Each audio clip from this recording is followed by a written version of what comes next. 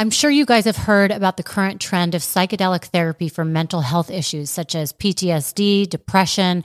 You might see articles popping up about psychedelics, but what does it all mean? You've probably heard recently that Elon Musk uses the psychedelic drug ketamine and openly supports the drug's use in treating depression. Today, we have Jay Godfrey on the show. He's founder of NUSHAMA Wellness, a treatment center in New York that uses ketamine therapy as groundbreaking treatment for many people who have become resistant to all other types of treatment like talk therapy and even some medications, and are sick and tired of being sick and tired.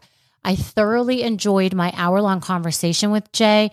I am not a drug user and I'm a little bit scared of psychedelics in general. And he laid it all out for me of why this therapy is going to be the new and improved way for people to really get to the bottom of feeling better. So I am so excited to introduce Jay Godfrey, the CEO of NUSHAMA. And I really hope that you guys take a moment to listen to what is misunderstood about psychedelics and its uses in mental health.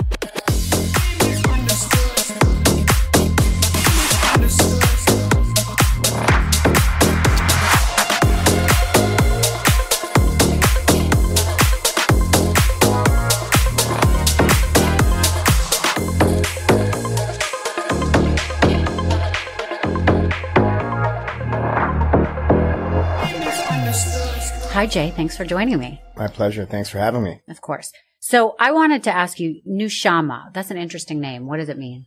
So it's a take on the Hebrew word neshama, which means soul. Okay. And it's a take on the words new shaman. Huh. And shamans were the original plant medicine healers and the original healers who used psychedelic medicine to treat what they referred to as ailments of the spirit. What medicine today or psychiatry today would refer to as depression, anxiety, PTSD, addiction, eating disorders, etc. So psychedelics seem to be going through like a renaissance right now. I think for a long time, obviously, people didn't know what they were for beyond just having fun, right? And still to this day, I think a lot of people are scared to try anything. Why all of a sudden is this become something where wellness companies are popping up with psychedelics as the medicine to heal? It's a great question. So these are not new in a sense. They've been around 6,000 years, Mazatec tribe in Mexico, Western Africa, groups have used psychedelics to, again, treat ailments of the spirit. And then in the 50s and 60s, Timothy Leary and Richard Alpert, who became Ram Dass, started doing research at Harvard with psilocybin, which is the active ingredient in magic mushrooms, as well as LSD. And they found some great things. They found some great evidence that these medicines, when used properly, with the right supervision, could be incredibly beneficial in the reduction of symptoms of depression and anxiety and addiction. But one problem happened in the 60s, which was Timothy Leary thought everybody should have these medicines, not just those under medical supervision. So, the old tale of, the Woodstockification of the 60s, free love, free LSD, it became an issue for the federal government and it became an issue for our society that you had all these people strung out on LSD. And the war on drugs started at the beginning of the 1970s, which basically banned and scheduled all drugs of all sorts, including those that when used properly under medical supervision could really help people who are struggling. Fast forward to 2018. Why was 2018 different? Well, there was a guy by the name of Michael Pollan who wrote a book, How to Change Your Mind, which really talked about the new science behind psychedelic medicine, how it could help people with depression, anxiety, addiction, and even end of life. And that was really the major catalyst for why this third wave of psychedelic medicine is becoming a real thing. We are about 1 year away approximately from MDMA, or what they call on the street as ecstasy, being approved by the FDA for post-traumatic stress disorder or PTSD. And currently, we're fortunate to have one molecule in ketamine that is a legal anesthetic medication, but also used as a psychedelic in clinics like NUSHAMA. Right. So, and it's also important to point out that all medicines, I would think, when not taken the right way or the prescribed way, can be very dangerous. Morphine happens to be one of the most essential medicines of our time. If you have a back surgery and you're going to want and need morphine in order to deal with the pain, there's context for it. You would not want people on the street using morphine. You would not want people on the street using propofol, which is what, they anesthetize you to go to sleep in a surgery. Michael Jackson used it inappropriately and he paid the price. Exactly. So, context, medical supervision, screening, they're all very, very important things. Okay. So talk about NUSHAMA. How did you get involved in it first? So it's interesting. I'm a former investment banker and a former fashion designer, which is kind of an unusual combination. In about 2015, I started going to talk therapy, which something that nobody talked about in my family. Like, you were punished with talk therapy. You didn't go to talk therapy and talk about it openly. But I went in any case, and in typical kind of Upper East Side, New York, therapy, it was $300 every single week, and I never missed a week for 3 years. So there's 156 appointments of me talking. My therapist happened to be quite good. I was just really good at putting on a bit of a charade and a show for her. Really never getting to the heart of the matter of what was giving me anxiety and why I was living in worry and why I was living in scarcity. And did she put you on any medication? Fortunately not, although that is a major issue that I'm sure we could probably get into. But she didn't put me on any medication. And at the end of the 3 years, I'd recognized I'd spent about $50,000 on therapy. And I did have good coping mechanisms. Right. But there was still something underlying it all that was unsettled, that was unfinished, that was undiscovered. And a friend of mine gifted me How to Change Your Mind by Michael Pollan. And I actually didn't read it for a while because why am I going to read a book about drugs? I've never done any drugs. I'm college. I think I smoked pot 3 times. And it was okay. It was fine. I have nothing against it, but I'm not the guy who was snorting lines of cocaine, at Lotus in the 90s in New York. It just wasn't my thing. I'm a pretty straight arrow. And, after reading the book, I was absolutely convinced that this was the future of how people with mood disorders like depression and anxiety and PTSD and addiction would be transcending these issues. And I was very, very lucky to get introduced to plant medicine. Shortly thereafter, in 2019, August 2019, I had my very, very first psychedelic journey. I was terrified going in. It was psilocybin, or the active ingredient in magic mushrooms. And as I went through this first journey in August 2019, my whole world was completely shattered in the best possible way. There was no feelings of really being high or anything. It was really about an inward experience of examining the belief systems, the stories that I had grown up with, the assumptions that I made that were proven to be incorrect, the blame that I put on others and didn't take responsibility for. And so I came out of that first one almost a new person, but somebody who definitely had more patience, more compassion for myself, more love for myself. And really it started me looking within on a monthly basis with psychedelic medicine to the point that in about June 2020, I was on my 7th or 8th experience. And let me just clarify for 1 second. When you say experience, you weren't just like doing this in your living room by yourself. No, this is done in nature with music playing, with a guide, with an eye mask, and you are on a mat and you are going within, not talking to anybody for 5 or 6 hours. Okay.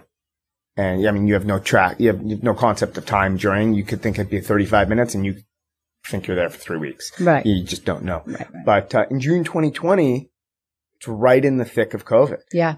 And I'm a former women's wear dress designer. Mm. And there were no events.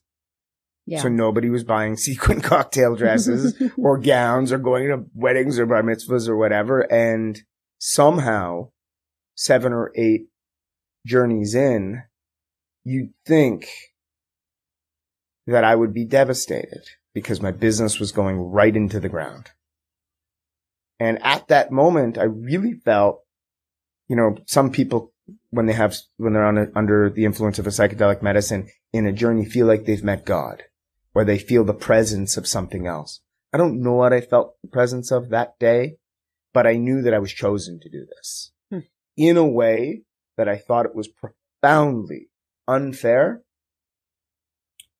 that in the middle of COVID, while everybody else was double and triple and quadruple masking rather, and everybody was terrified, and I should have been terrified because my livelihood was somewhat being blown to smithereens. Mm-hmm. I was okay in an unexplainable way.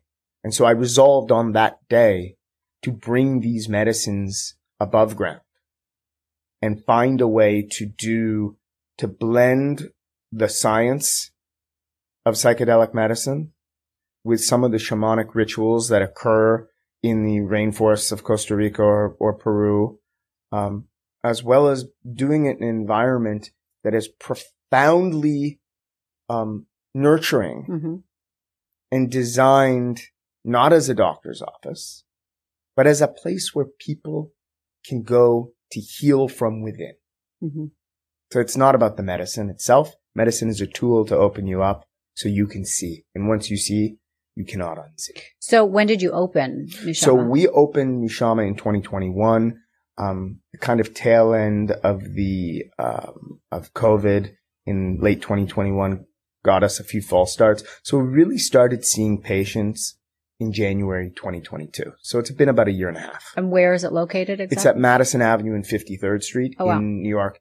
And in retrospect, I think we were a little ballsy.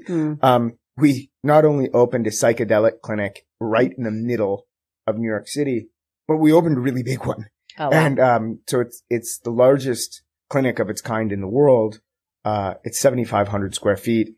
And if you would have told me kind of at the beginning, you know, am I going to fill this space up?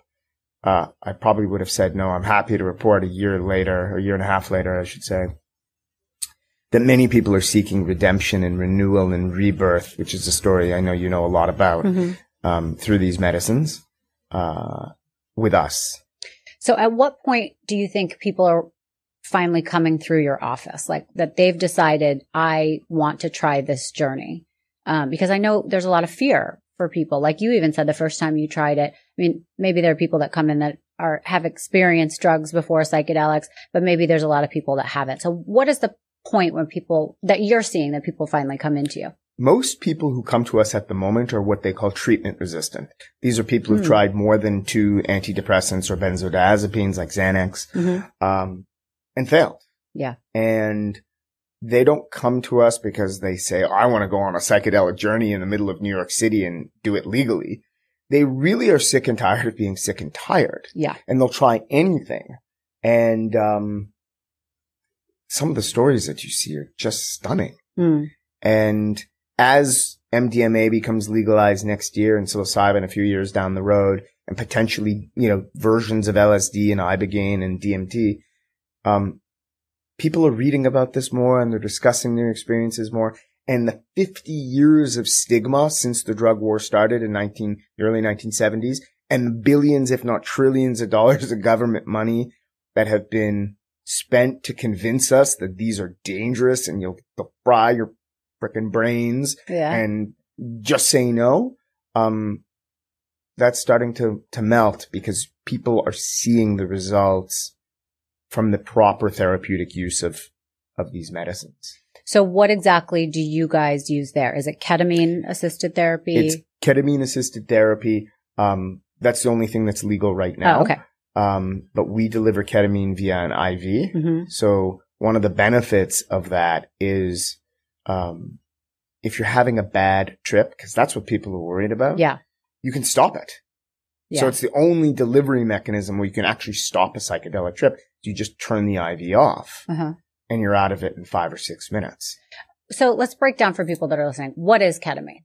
Ketamine is an anesthetic that was legalized or approved by the FDA in about 1970 as an anesthetic. Okay.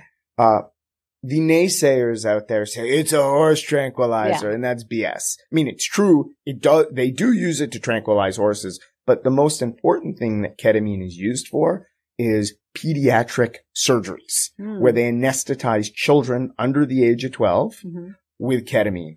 Adults get propofol, children get ketamine.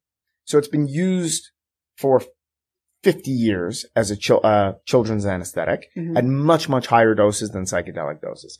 It's also used as an analgesic, which is just a pain reliever. So people who've got really chronic pain conditions like fibromyalgia or migraines or CRPS, they'll use much higher doses of ketamine to manage chronic pain conditions. And it wasn't until in Russia in like the early 80s where one researcher found out that people were getting anesthetized with this to go into surgeries who had depression, and they were coming out with where their symptoms of the depression either had disappeared or had been dramatically reduced. And so what we do is we have a protocol of 6 sessions where if you come in with depression, you'll meet with a therapist before every single journey or treatment. You'll go into your treatment. You get attached to the IV. You're in your psychedelic experience in about 90 seconds, and you stay there for about an hour. And the therapist meets with you after to determine, all right, you had this psychedelic experience. Physiologically, it's creating all these new neural connections in your brain, which has been proven by fMRIs, that either have never connected before or haven't connected since you were a child. Okay, I have so many questions. So hold on. One thing you said, you were talking about pediatric care. We talked about briefly Netflix, one of their biggest shows right now is Take Care of Maya, which was about a 10-year-old at the time who was feeling all sorts of pain and was finally diagnosed after seeing 5 doctors with some disease that I'm forgetting the names of it now, but whatever it was. And they prescribed a ketamine-induced coma for 10 days or something. And after that, doses of ketamine to keep her pain at bay. And it seemed to work for her. And then after a year, she sort of relapsed. The father brought her into Johns Hopkins.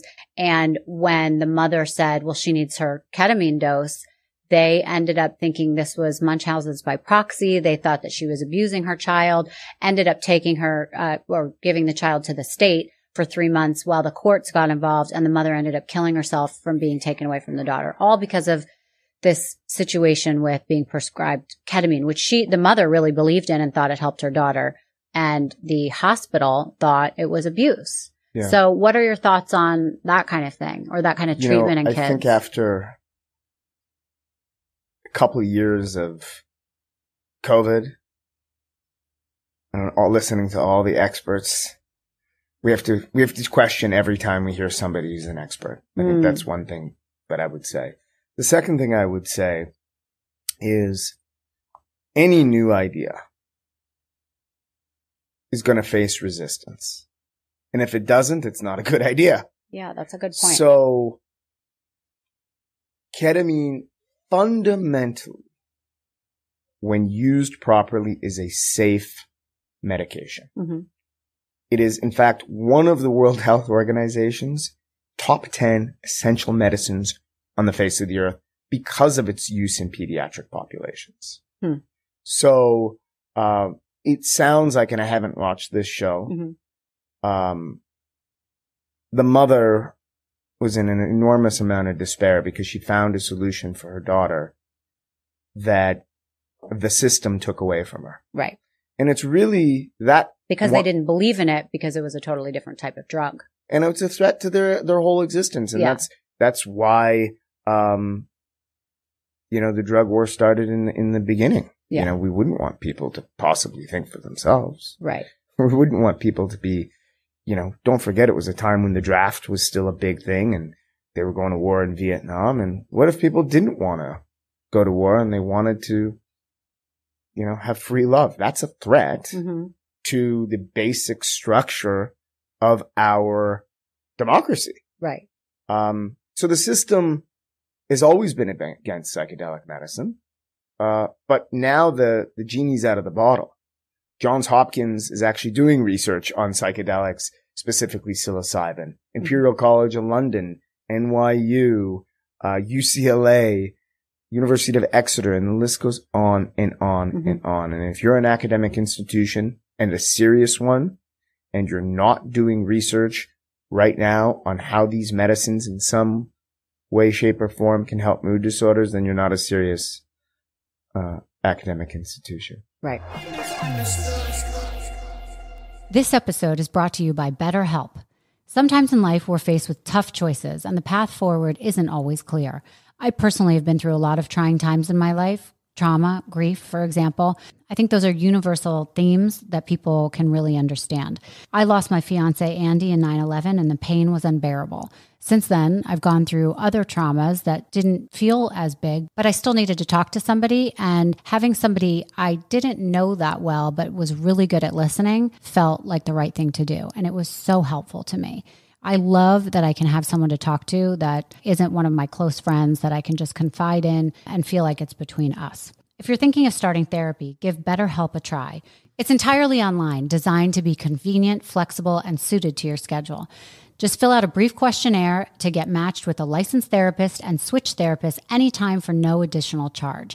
I signed up for this just the other day. I've already been matched to the most perfect therapist for me, so I will let you guys know how that goes, but I'm super excited to try this service. Let therapy be your map with BetterHelp. Visit betterhelp.com/understood today to get 10% off your first month. That's BetterHelp, HELP.com/understood. Give online therapy a try at betterhelp.com/understood and get on your way to being your best self. Guys, I'm so excited to tell you about our sponsor, Green Chef. Green Chef is the #1 meal kit for eating well, with dinners you can personalize to your own taste and lifestyle. I try to be very conscious of what I eat, and I love that everything in Green Chef is pre-proportioned for me without having to measure. And as the only keto meal kit, which is super exciting, Green Chef makes sticking to a carb-conscious lifestyle so easy. I take my health very seriously, and I love it the Green Chef does as well by bringing me seasonal recipes featuring certified organic fruits and vegetables, organic cage-free eggs, and sustainably sourced seafood. It's summertime, you guys, which means if you're like me, you're busier than ever with activities, kids at home, holidays. And what I love about Green Chef is that everything is done for you. All you have to do is throw it together and it's ready in literally less than 30 minutes. It's so fast. It's really going to save you time this summer. And even when you go back to school with the kids, these are great options to make spending time with them easier. So you're spending less time in the kitchen. Now, let me tell you about the meal that I most recently made. It was so amazing. I took it out of the box. It has a card that teaches you exactly how to cook. I am not a chef. And I swear to you that within 30 minutes, I was eating a meal that tasted like I got it out of a restaurant.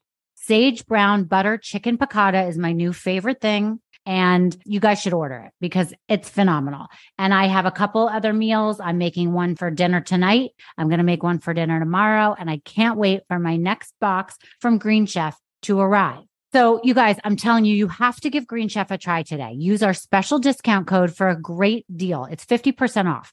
Go to greenchef.com/understood50 and use code understood50 to get 50% off plus free shipping. That's greenchef.com/understood50 to get 50% off plus free shipping. Green Chef, the #1 meal kit for eating well. What is the difference between a ketamine infused therapy and like somebody doing ayahuasca? Yeah. Get that question all the time. I'll start with a similarity with all psychedelics and then go in specific difference to address your question. So the point of a psychedelic journey is not to get effed up.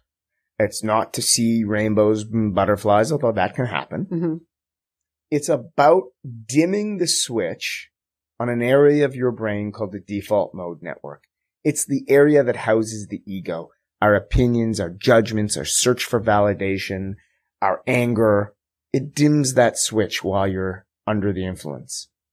And why is dimming the switch important? Is because that's what keeps us in our thinking brain. Mm-hmm. When we get out of our thinking brain and into our hearts, we get to see things as they are. Yeah. So a lot of people come out of these psychedelic experiences and said, you know, my whole life I've been thinking that my mother or father or brother did this to me. And what I recognized is I actually embellished and made up a story that just wasn't true. Mm.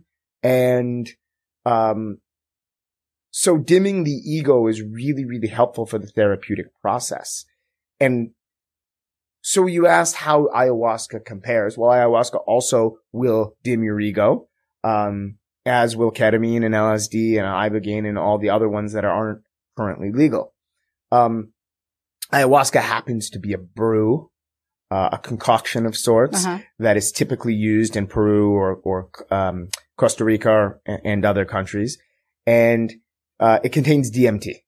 DMT is a psychedelic that, again, it's very, very strong. They refer to it as the God particle or the God molecule. And many people have intense visuals with ayahuasca, but also experience the presence of a godlike,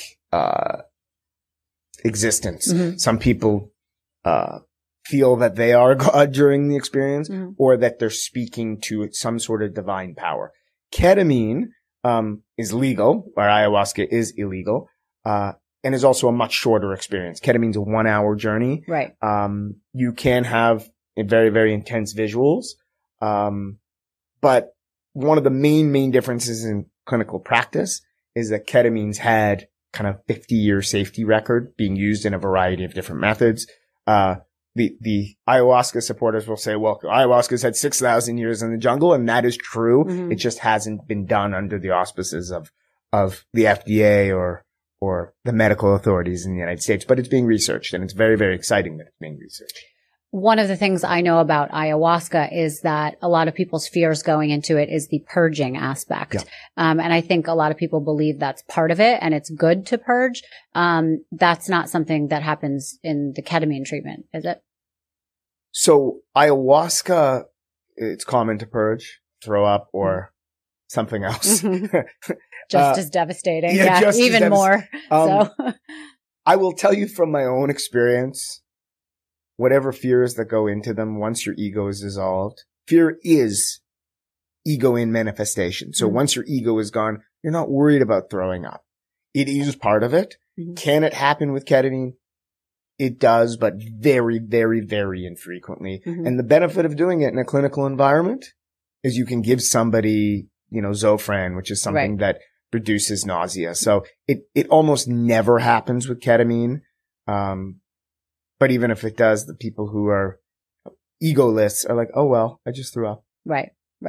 Okay. So I know most people will want to know like the dirty details of if I was walking into your clinic, how do I make sure I'm in the right frame of mind? I think do you organize the set, as that was called, sort of? So you're in the mindset. You're also making sure that everything around you is good. Like, tell me the whole thing of how to prepare. So prior to even coming in, everybody gets a medical intake. Okay. That's to make sure it's safe for you. Not every person is a good candidate. Somewhere between 80 and 90% of the people get approved for treatment. Who doesn't? People with out of control blood pressure, people with schizophrenia or a family history of certain types of bipolar. Those are kind of, unfortunately, those screen you out. Okay. But assuming you get approved for treatment and pass, you come in, clinic. And is that over the phone or is that in person also? Either. Okay. The initial medical intake can be done either virtually or in person. Okay. Then, people come into our clinic at Madison and 53rd, and it doesn't look anything like a doctor's office. There's, silk flowers hanging from the ceilings and Jessica Lichtenstein's murals all over the place. Yeah. And it's really quite a lovely environment, to be in. People say they don't want to leave, but they'll get escorted to a private room that's no smaller than this. And there's a zero gravity chair and blankets and, inspirational books. And that person or journeyer, as we like to call them, We'll get all their vitals taken just to be sure that, there's been no spike in blood pressure. People get nervous. It's natural. And then the therapist comes in and they sit down with you and they'll say, Rachel, well, tell me about what's going on with you right now. Mm-hmm. And, people say, well, I'm very, very nervous. I've never done this before. Or last time I did it recreationally, it didn't go well, whatever it is. Or I'm just feeling very anxious because my mother's bothering me, whatever it is. Yeah. And the idea would be to establish a proper mindset going in, which is what Timothy Leary talked about as the two most important things about a psychedelic journey are the set and the setting. Okay. So the mindset refers to the set. Mm-hmm. This is about planting some seeds within you so that when your ego is dissolved, maybe they'll blossom or show up for you. Right. One example of a seed planting that I like going into my journeys, and it can be very simple. Today is not the day to find all the things that are wrong with you. Go in and find all the things that are right with you. Look within and see yourself the way people who love you see you. And so those are the types of seed planting we'll do. We'll do some breath work with them to relax their body. The IV will be placed. We'll turn the ketamine on. You'll put noise-canceling headphones on, the most beautiful soundtracks that really are intended to guide you through the treatment. And you'll put on an eye mask. Mm-hmm.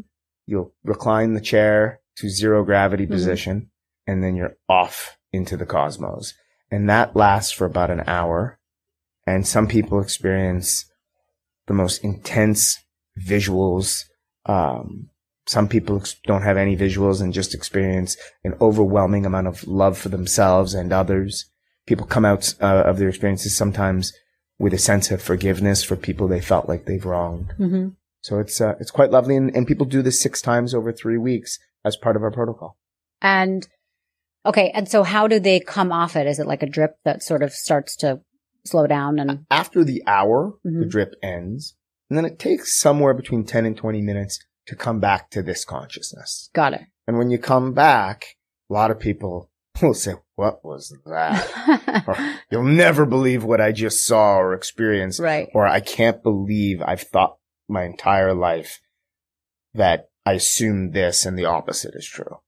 And then the therapist will sit with you and discuss it. And it's called integration. And integration is the most important part of a psychedelic experience, because it's really about taking the learnings from that experience and incorporating it or integrating it in your daily life.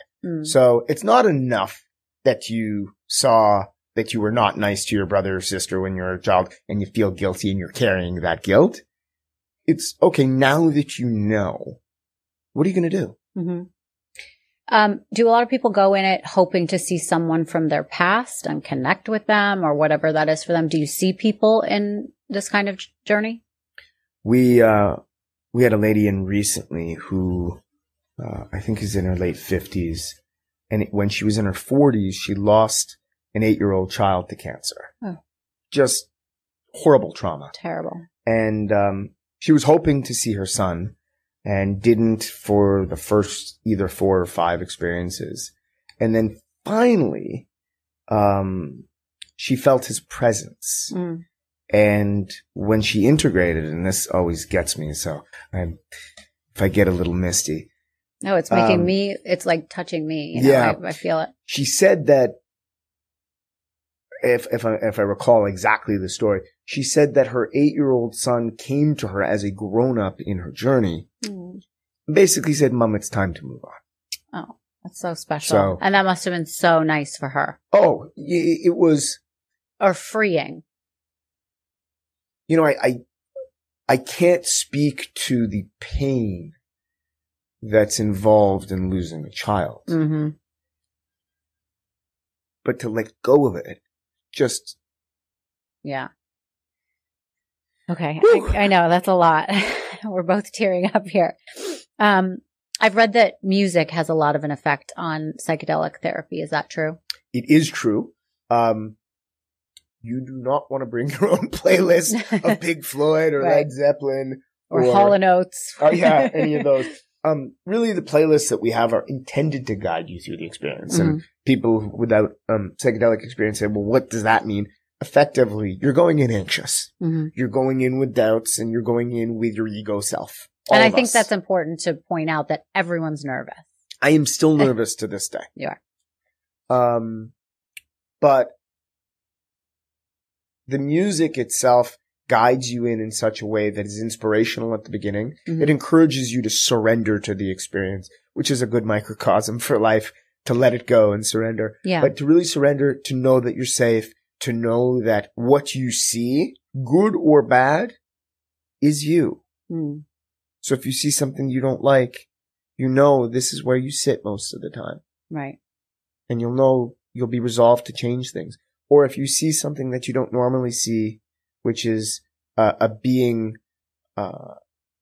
filled with love and compassion and generosity, but you don't behave like that in your life, again, you can resolve to change that. And then the music gets very chill for most of the hour. And then as the drip ends, as the journey ends, it's really about taking you out of it and lifting you up and elevating you, because that is the purpose of this work. It's not about getting high, and it's not about, escapism, actually. It's quite the opposite. It's about going within, and it's about really touching the part of you that you built walls around. Yeah. And what I'm hearing is that, I've been on antidepressants before, and, they don't really get to the heart of why you feel that way. They cover up those feelings so you don't have to feel them. They kind of help in that way. But you can stay on those drugs for a really long time because it's not addressing why you feel that way. And talk therapy might not be enough to get to that root. And it sounds like in these kind of treatments, you get to the root much quicker. And it's almost like you're not overthinking it. It's just coming to you, or you're able to immerse yourself in the experience to let your mind open up, because so many of us are trapped in our own thoughts, right? So that's very astute. I like to say that successful psychedelic experiences are about playing the witness or becoming your own observer. And so you just get to see, I had a few experiences in my childhood that weren't capital T trauma, but they were lowercase t trauma. And I revisited them. I was re-exposed in a way during my journeys. And I wasn't upset by what I saw. It was, oh, that happened. Okay. I get it. And, I was upset at the time, and I built walls around me and defense mechanisms that served me well when I was 8 or 9 to prevent it from happening again. But I'm in my 40s now. I got enough already. Yeah. And it really becomes, you take a sense of ownership and a sense of responsibility. And one great thing that this work really does, because it is work, that it does really shift you out of blame and into responsibility. Right. You just said something that made me think of the fact that I've actually talked to a lot more people about ayahuasca, let's say, and some of them will say, well, I don't need that. There's nothing wrong with my life. I like who I am. I don't need something like that to help me, or I don't know what would come out of that. A lot of those people too. Yeah, it would be a waste of my time.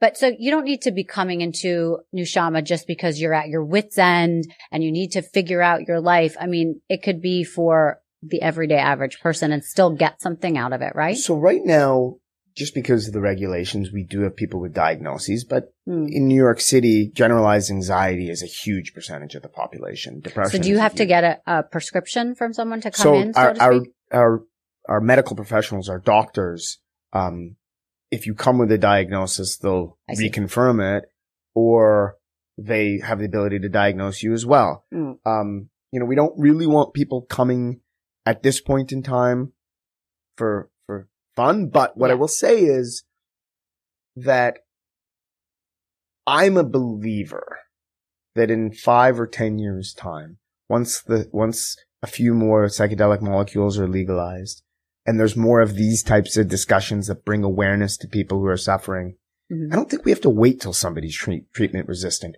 or wait till they've got anxiety or an addiction, or wait till they've got PTSD. Right. That is cruel and that's what the system does now. And so I'm hoping that people can use these journeys as preventative medicine so that they don't have to be struggling. It's unnecessary. How do you know that it's working? How do people get like a tangible effect or moment? Could it be after that first treatment? It can be. It's not normally after the first. It does take, there's kind of a compounding effect. Okay. At least with ketamine.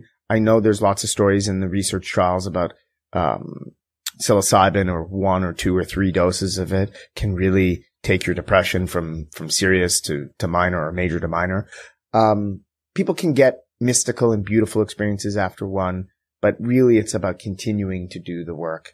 It does take time. Mm-hmm. And you said people come in for 6 treatments. How do they split them up? Is it generally monthly? they're over 3 weeks? That's 2 a week. That's you know, quick. and Okay. then what typically happens is the research, not only the clinical research, but our internal research has shown that after about 3 or 4 months, if somebody's got depression and they came in with major depression, the depression, if it's not completely gone, it'll go from kind of major scores. There's scoring questionnaires like the GAD-7 and the PHQ-9, where they'll fill out these questionnaires and their depression will go from major to minor. And then generally after a few months, you start to actually see a little bit of an uptick. Mm. Oh, I feel myself getting a little bit more triggered, or I feel myself getting agitated a little more. And we offer kind of what's called a booster program or a refresher, where they'll just come in for 1 treatment or 2 treatments, over time. And I think long term, these types of things where people are going to come in with diagnoses, I call them below the line. They're going to get to the baseline where they're going to be okay. And then maybe once a year, twice a year, they're going to come in to work on specific things like revenge, or work on jealousy, or things that people become aware of after they do these experiences. What could go wrong besides the bad trip? I mean, I know that's kind of like the obvious one. Or actually, tell me about what a bad trip is, actually. So a bad trip, I'll give you an example of one for me. Okay. A bad trip, I was scared. Visually, I saw things that made me very frightened. And I resisted the medicine, and I wanted to get out of it. You got to get this out of me. Stop it. Can you speak during this? Ketamine is a little more difficult to speak. Some of the plant medicines, you can speak and move and talk. It's not recommended, but and I was very angry. And just a lot of anger came up, and I didn't like it. And as I was integrating it, I recognized, and I was with a professional who really knew their stuff. He said, Jay, I'm not expecting you in this anger right now to understand, but your anger is coming up to show you this is where you live. You live in this anger. You just don't see it because you've got blinders on. So just let that sit and sit with it for a couple weeks. And I recognized that in order to let go of my anger, and I had anger issues, in order to let go of it, I had to re-experience them and see them for myself. And when I saw them for myself, I was not proud. I looked at it like, that's not me. Yeah. And we're not born that way. We're not born jealous or pissed off or competitive or sarcastic or any of these things. You look at a baby, they're wondrous. They're all about discovery. So we have to return to that consciousness. Right. So besides a bad trip, are there any other things? So what could go wrong? Yeah. Well, if someone's improperly screened, so we screen out again for uncontrolled hypertension or high blood pressure. So if somebody is not properly screened and they have a psychedelic experience, whether legally with ketamine or illegally with the list of other psychedelics, there's risks of elevated blood pressure. Elevated blood pressure at a breaking point could cause a stroke. So let me just say this for your audience, if you've got high blood pressure, don't consider doing a psychedelic experience without getting yourself screened by a doctor. That's a must. And also don't lie on your screening test or whatever about anything. Not unless you want a stroke. Right. What else could go wrong? With ketamine, you can be on an antidepressant while you do your journey. Most of the other psychedelics you cannot. So, there are reports of people being on these psychotropic medications, at best it not working, but, on the flip side, some kind of negative outcomes, just really, really tough experiences. And, outside of a medical context, all sorts of stuff can go wrong. If I've been hearing stories of people who go to these nightclubs or dance clubs buying whatever they're buying and it's laced with something else. Mm-hmm. So that obviously can go wrong. And that's kind of out of the range of what we do since ours is medically supervised. Mm-hmm. But, these are very powerful medicines. They need to be treated with reverence. Mm-hmm. They need to be administered safely to the right people, and they're not for everybody. But if you take the proper precautions, you can really do well and transcend your mood disorders with them. Is ketamine addictive? It's a great question as well. So ketamine under medical supervision at these doses has never been shown to be addictive. Our chief medical officer talks about the idea of physical addiction and emotional addiction. Mm-hmm. Physical addiction is like, heroin. You need your heroin or whatever it is. Ketamine has not been shown to do that at all. There's no proof that ketamine is physically addictive. Some people say that taken in the wrong context, like people snort ketamine at nightclubs, they could be attached to the emotional part. But we've not seen it been addictive. In fact, the opposite could be true, is we use ketamine in a medical context to counteract addictions like alcohol use disorder and opiate use disorder. Mm-hmm. You've done a great job explaining all of this. But in general, what would you say is one of the most misunderstood things about either ketamine or psychedelics, or its use in treatment and in depression? What would you say is most misunderstood about it? Well, when I talk about it with friends of mine who haven't tried it, will I ever be the same? Yeah, I was going to say, are they nervous about who they're going to become when they come out? Even if they might not like themselves going in, they're like, but I'm okay with this. I just don't know on the other side what that will be. Well, That's my fear. I have a lot of finance bro friends, and they're worried about losing their edge. And the world wants them to lose their edge. Right. But they'll say, will I ever be the same? Am I just going to become this, airy fairy hippie? And the truth is that you become more of who you are. So I've always been a very kind of type A person. I'm ambitious. I just don't get caught up as much in the storytelling of why I need this watch or that car, or to need to be seen at this party the way I used to. Mm-hmm. And it does not take away from my ability to work extremely hard, and it does not take away from my ability. In fact, it enhances my ability because I've got a greater level of awareness. Okay. I'm not distracted by thinking about, what's that person going to think? Or how is this person going to judge me? Right. What about people that are not drug users? Like, I don't use drugs. Our friend Adam does not use drugs. Yeah, that's right. But because he's your partner. Neither do I. Yeah. Okay. But because he's your partner, it would be very interesting to have him experience what he's supporting. I would love him to do it. I want to do it. He's tried it. Oh, he has tried it. Yeah, he has tried it because he said, and we're talking about Adam Weitzman, who's a friend of both of ours. And he said, look, I feel like I need to try it in order to talk about it. Good. Because he's a high profile guy and he knows a lot of people. And I remember after his experience, he's like, wow, that was really cool. And he's spoken about it on the record. Mm-hmm. I think it was the Wall Street Journal that did an article on investing in the psychedelic movement. And he talked about how it opened him up and really, made him more aware of certain of his own behaviors and own patterns that we all have. Yeah. Adam's a lovely guy to begin with. And I think this only helped him kind of become more of who he is. I love that for him. Okay. Also, I'm just curious, what does something like this cost the person walking in? So ketamine at NUSHAMA is about $4,800 for 6 treatments. Mm-hmm. We do have a lot of access programs where, veterans and frontline workers get a third or about 35% off. We have scholarships for people in need. So we do 4 of those every month where people get a full scholarship if they can't afford it. And the letters that we get, about this scholarship program are just extraordinary. The trauma that people have experienced out there and have managed to transcend.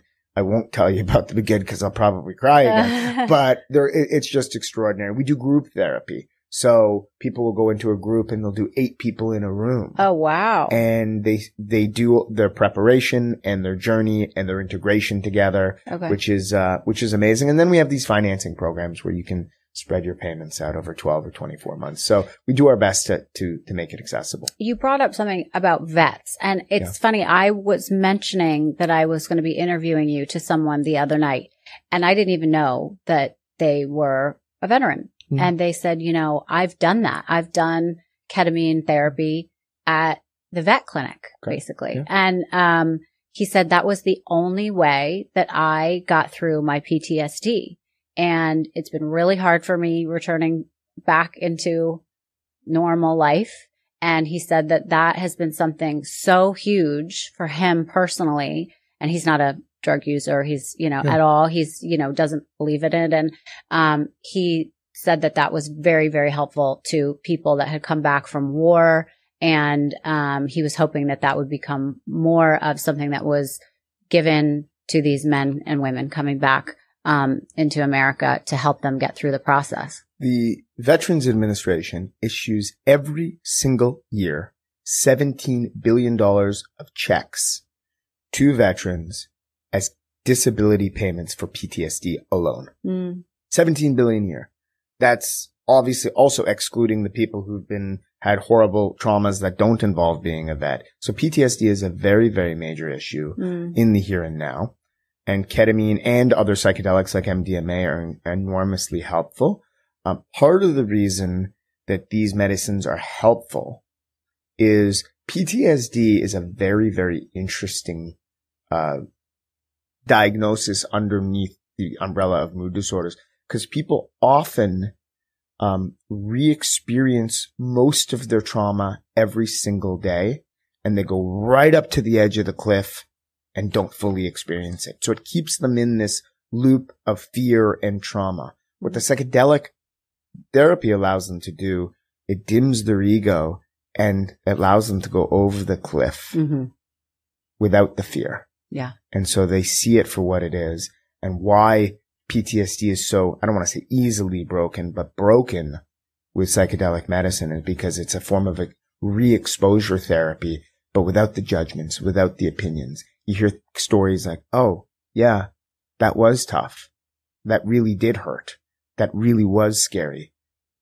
But I'm okay now. Okay. So for people that have been listening, if they really are interested in starting their journey, what would you suggest, not only for them to reach out to you guys, but for them personally to get themselves prepared? I think it's before I did my first journey, I did a lot of research, and there's a wealth of information. How to Change Your Mind is an amazing book. If your listeners haven't read it, it's really a great history of the 3 waves of the psychedelic renaissance, the 6,000 years ago, the 50s and 60s, and then the here and now. And it talks about why there's nothing to be afraid of, if they are used properly. And, so I think that's a good starting point. And before doing any experience or any medically supervised psychedelic journey, it's important to have intentions. The intention could very well be, I just want to be open-minded and surrender and see what I learn. But it could also be, you know what?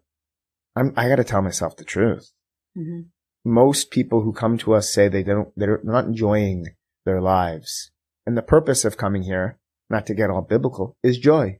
Yeah. We're supposed to experience love and joy and live from a place of compassion and generosity. And most people aren't living that way. Right. So if people can come before their sessions with the intention to find that within them, because we all have it within them, then that's a very, very good start.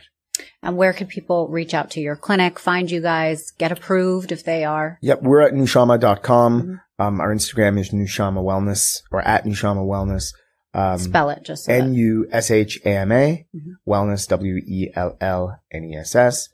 And, there's a wealth of information on our website about some of the things that you asked, how it compares to other psychedelics, what to do to properly prepare, what integration means, the do's and don'ts of before and after. Great. And do you listen to, or do you read your DMs if people have questions for you now that they've heard you? You can absolutely DM us. Okay. We get back to people as soon as we can, but it's generally within 24 hours. Okay. It's always a great thing. And look, you can always, on our website, you can click request a consultation, and a live human being will call you within 24, 48 hours and walk you through the program in a much more detailed way than I did, free of charge. And out of curiosity, are you personally there? Are you leading anyone through these journeys? So I'm at the clinic most days. No, I leave it to the professionals to guide people through these journeys. These are all people who are therapists, that are licensed therapists, or they've had a lot of training with psychedelic medicine in one way, shape, or form. I happen to be a person who's been deeply moved. My family's been deeply moved by working with these medicines. And I've experienced a sense of rebirth to the point where I wanted to create a career out of this. But I'm not qualified to sit with somebody and talk about their trauma. Out of curiosity, has your family come in and tried it? Yes, there are members. My wife has tried it a number of times, and she has had some of the most profound experiences. Her mental health was pretty good to start with, but she's really seen deeply into some of the things that maybe hold her back, and some of the patterns and belief systems that are in need of disintermediating. Right. Well, I hope I see you again, hopefully at NUSHAMA, because I want to be trying this. Come on by. Maybe I'll bring Adam with me. We'll do it in a group therapy setting. Very good. But it's been a pleasure and an honor to meet you. And I'm Likewise. really excited about what you're doing. So thank you. Thank you. Thank you so much for listening to Misunderstood. I'm your host, Rachel Yucatel. Please be sure to subscribe to the show and give us a 5-star rating and review. You can support the show by joining our Patreon at patreon.com/misunderstood with Rachel Yucatel. Do you have ideas for the show or want to reach out? Email us at info misunderstoodpodcast@gmail.com. That's spelled MISS understood. Thank you so much, and I'll see you next time.